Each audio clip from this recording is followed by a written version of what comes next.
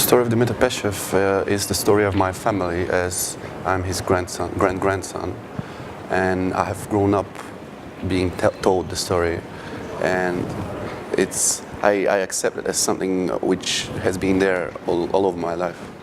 Could you tell her a little memory of Dimitar Peshev? Можеш ли да кажеш някакъв спомен от Димитър Пешев личен? Моите спомени са много от него, но I have a lot of memories with him, but...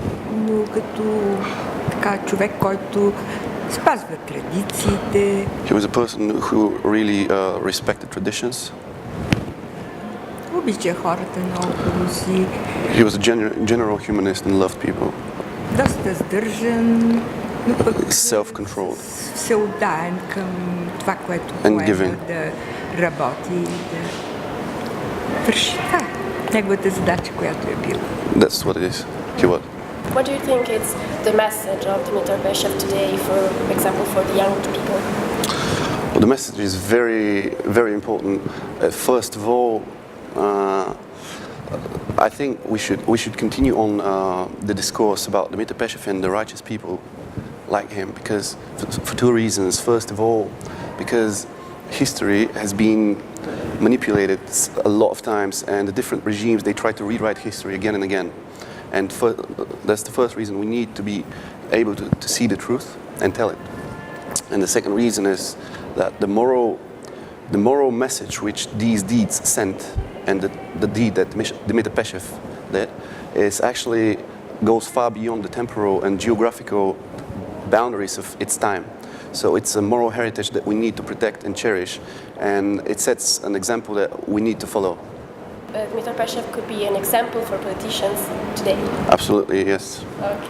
Unfortunately, politicians today are afraid to be compared, because the comparison usually takes out the negative side of the superior, the positive side of the superior. So people are usually unwilling to be compared with righteous people, such as Dimitar Peshev or others. And this is why the first reason comes true, and people try to rewrite history. Okay.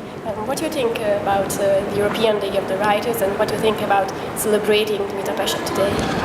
I think this is an excellent and fantastic opportunity to cherish these heritage and to continue the discourse about these people, because the tree, in my views, symbolizes exactly what I said before, that these deeds, they go far beyond the time of their own, the boundaries of their own time.